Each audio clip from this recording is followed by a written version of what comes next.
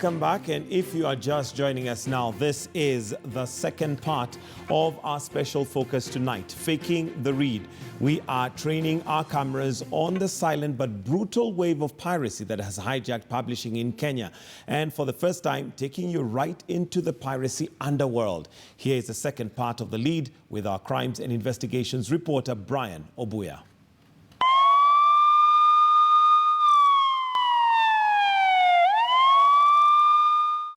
The lead further identified the invalid PIN verifications and flagged the response for these PINs with the intention of getting more data via SMS from the consumers. In short, we changed the response one will get if they tried to verify that fake PIN. Instead of telling the buyer that the PIN is fake, we asked them to report the title of the book, the place the book was bought, and the county it was bought.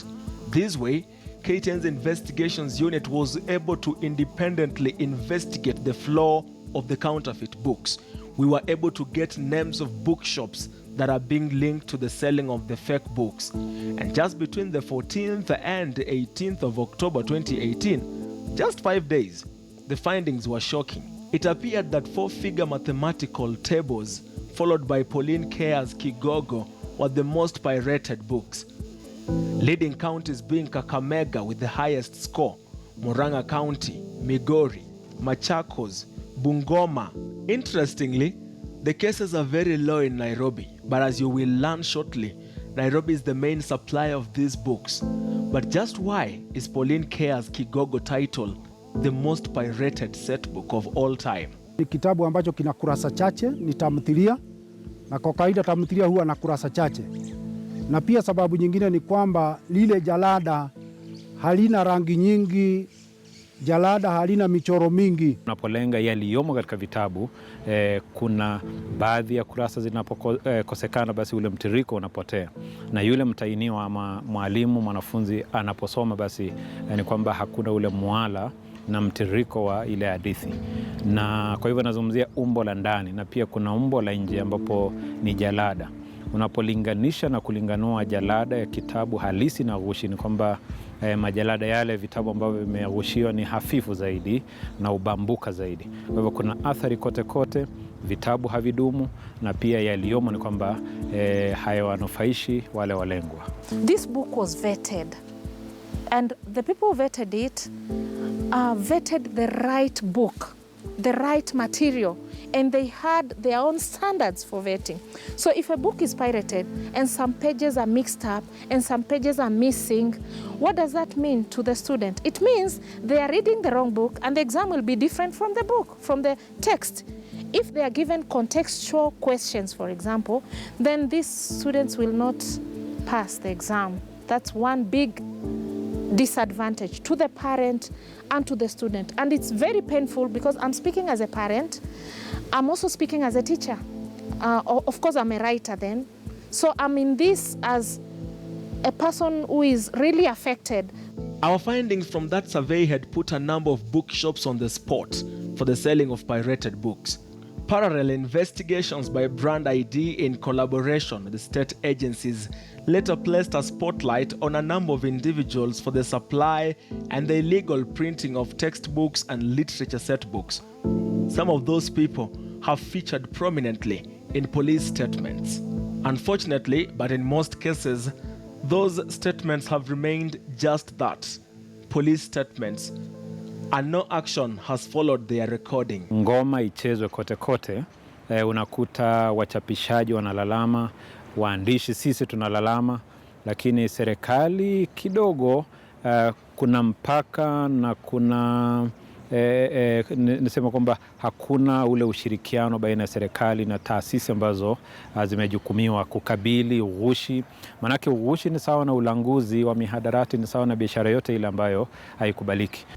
For the illegal printing happening in Nairobi, intelligence coupled with undercover surveillance work pointed to a printer location in Nyamakima Crossroad area where other products such as tea were also being printed and packed by the book printing cartels.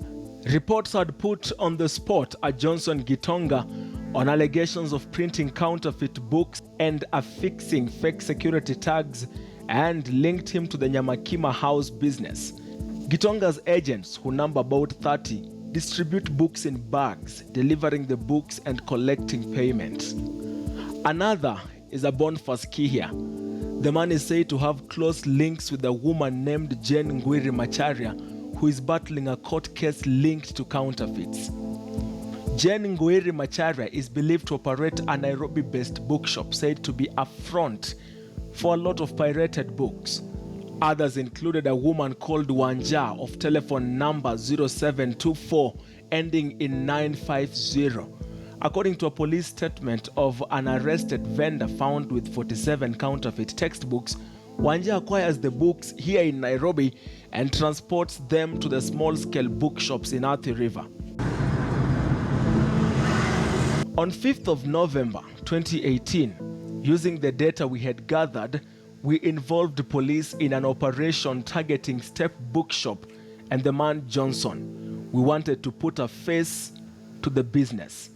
It was difficult anyway to expect a successful operation since police in Kasarani and Kamukunji had developed some reluctance to present arrested persons in court days earlier. These people were Paul Kabete and a woman, Monica Muinde, who had been found in possession of infringed textbooks plus forged security tags. They were booked under OB number 8/17/9/2018. On the material day, only 2 people knew the target of the raid, Central Police Station and us. But for a raid that was supposed to take place at 10 a.m., it did not happen until 2:30 in the afternoon. For 3 hours, police at the Central Police Station kept us waiting, and as we waited, our targets at Nyamakima House were at that very moment parking to leave. At least, that's what we've been told by our sources who were keeping an eye on the events at that place. It followed that someone had surely tipped them off. And by the time we arrived, the owners and workers at this building were not there. There were all signs that whoever was here had left in a hurry. They had cleared the stall and left it empty, only to leave the counterfeit books in gunny bags on the corridors. Consequently, only the proprietor of Step Bookshop, Jane Ngwiri Macharia, the one I had mentioned earlier, and her staff, Lucy Wanja Munderu, were arrested. The duo is facing charges at Milimani Law Courts.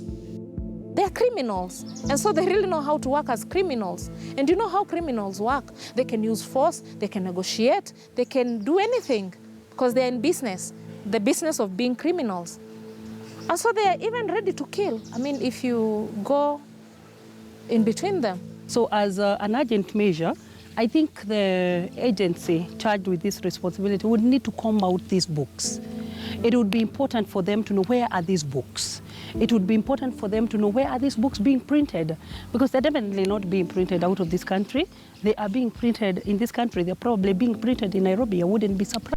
Our father led us to this building along Charles Rubia Road, where we found a well-hidden printing zone operated by this man, Julius Harese. But he does not own the shop. It is owned by a woman known as Njeri who lives in Rongai. Julius Harese has only been taught how to operate the machines and how to deal with people who go about asking questions. Hours of searches at the stall led to the recovery of dozens of second-hand textbooks, like this English aid that belongs to Cindy Ndulu, and this one which belongs to Hanan Dida. And just like it used to happen when I was in high school, several textbooks from schools like Zawadi Primary and Kibiko Secondary Schools were found here, including atlases. And then came the bombshell. At this corner, what we thought was just a heap of trash were hundreds of copies of the Kigogo title without covers and yet to bind. The operators had hidden these copies in a sack, laid so many waste papers on top to make the entire heap look like waste material waiting to be emptied. That act alone is an indication that they surely know that this is a crime, but they proceed with it anyway, right at the heart of the CBD. After counting, we ascertained that herein were some 1,475 copies of Kigogo titles. At market price, this will be well over 472,000 Kenya shillings on this sale alone. Copies and copies of other books like Tumbo Lisiloshiba and Blossoms of the Savannah were here, again, in their numbers. In short, this small stall was responsible for receiving and cutting clean the edges of second-hand secondary school books stolen from high schools for reselling. It was also responsible for the printing of cover layouts, printing of infringed set books like Kigogo, Tumbo Lisiloshiba, and Blossoms of the Savannah.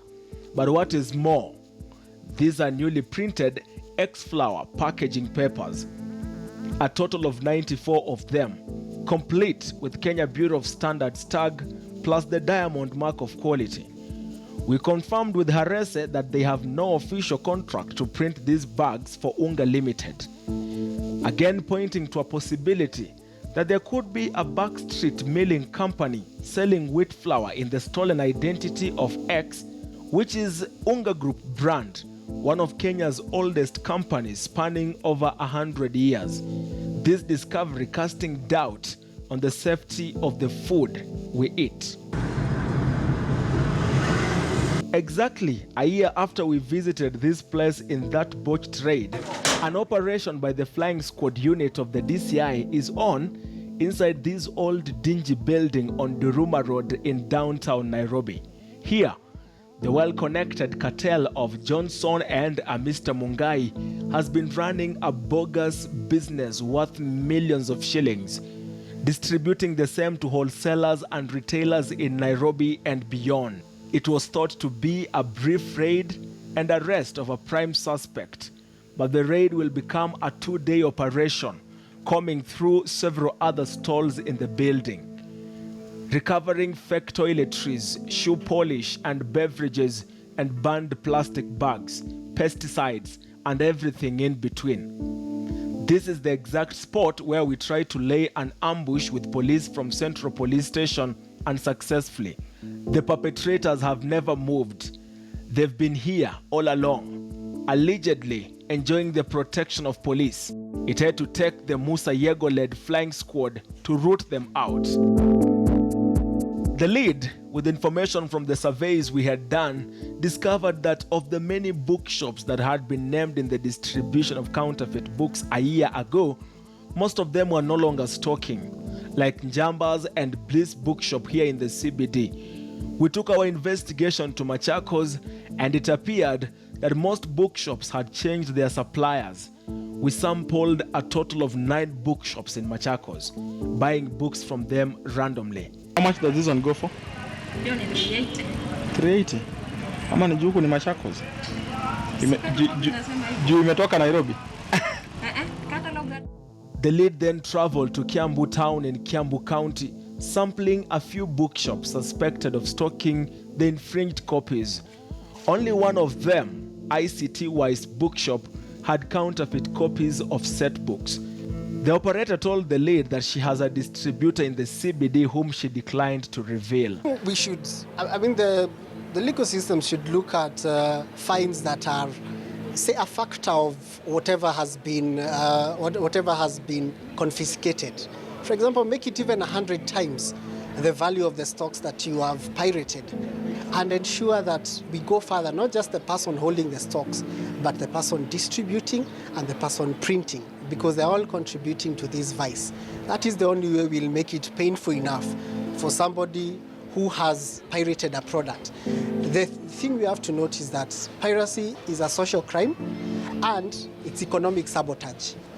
But right at the center of the CBD, there is a problem. And the problem is Topgate Bookshop. This footage is from October 2018. When we arrived here, posing as customers, there were 2 ladies. One of the ladies looked at us suspiciously, took a carton and walked out, entering into this hotel. We followed her, and to our shock, behold, dozens and dozens of Kigogo titles without security tags as required had been stuffed in here. Topgate is a twin bookshop along River Road. It has been stocking counterfeit books in their numbers. Their proprietors, who include Abonfaz and Achege, are viewed as untouchables. They dine and wine with law enforcement agents, enjoying lavish lives in the suburbs of Kasarani and Rongai, making money illegally in the counterfeits underworld. So that was October 2018. Exactly a year later, we are back here. This time around, I asked my colleague Nicholas Wambua to pose as a customer. He samples several books which are counterfeit. But when he sought to buy a book from them, this lady walks out, enters the sister bookshop and brings the book. The counterfeits are not stocked in here. But there's something you need to notice. The bookshop has since dropped the name Topgate. It currently has no known name, but the proprietors have remained the same ones. Topgate Bookshop is not always Topgate Bookshop. Sometimes it is called McFly Bookshop. We chose to buy the Kigogo title from them. The receipt they wrote us read McFly Bookshop, so we chose to pay via M-Pesa. The M-Pesa payment method showed that we had paid Topgate Bookshop. It was unclear why the bookshop had dropped its names, using a different name and having the same proprietors. Together with the Scripture Union, the publishers of the famous Golden Bells hymn book, we were tipped off about a printer infringing books of several authors. Our source also hinted that the printer, who will later be known as a Mr. Chege, running Peru's agencies, was also printing and distributing infringed security tags belonging to Brand ID Company. On 2 occasions, we tried to buy them unsuccessfully. We are told the tags are never sold to strangers. Despite having police with us, despite coming face to face with the fake tags, pirated books, and the man said to be behind it, the law enforcers from Kamukunji police station made 0 arrests, 0 confiscation of these items, and there was no case in court. Police covered a renowned and open crime and shielded the offenders from the law in broad daylight, in plain sight. Such are the men mandated to maintain law and order. Such are the men who are being relied upon to end the counterfeits galore. These are criminal acts. However, coordination between the institutions has been weak, enabling criminals and cartels to exploit administrative and governance loopholes. And while one would expect the law to take its course, there's something about the law. The biggest challenge has been twofold. One is lackluster enforcement. Secondly is poor legal backing. Law needs to be punitive. The law needs to be revised so that it punishes these people in a way that deters them from either doing it in the future or recruiting other people into the business. Because as of now, they need to appear to be a fairly lucrative business. The penalties could go higher, especially in terms of fines, because we're looking at 200,000, 100,000 in terms of fines under the Copyright Act. And I think that could definitely go higher, because when you look at, especially like the book publishing industry, there's millions that's lost, millions at stake. Heri nitoze faini labda $800,000, manake ana hakika 100% kwamba biashara yake kwa jumla haitaingiliwa na haitasambaratishwa. Yeye aachiliwe kwa dhamana labda $500,000, $800,000, alafu na biashara ikaendelea. Kwa hivyo ndio maana nikarejelea pale pa utepetevu kote kote.